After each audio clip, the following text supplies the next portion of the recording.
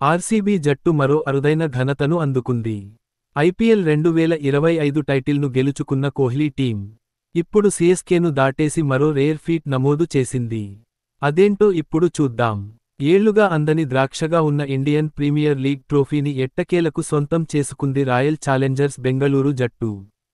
IPL 2025 సీజన్లో విజేతగా నిలిచి తమ చిరకాల కోరికను నిజం చేసుకుంది.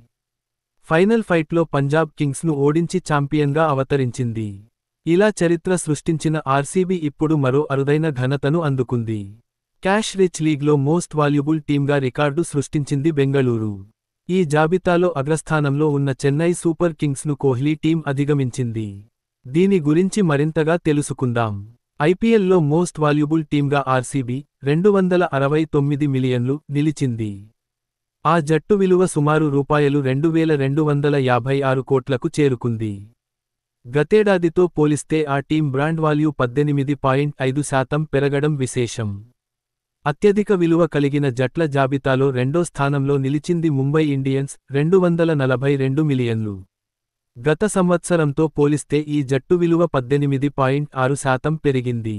ఇంతకుముందు వరకు టాప్లో ఉన్న చెన్నై సూపర్ కింగ్స్ $235 మిలియన్లు మూడో స్థానానికి పడిపోయింది.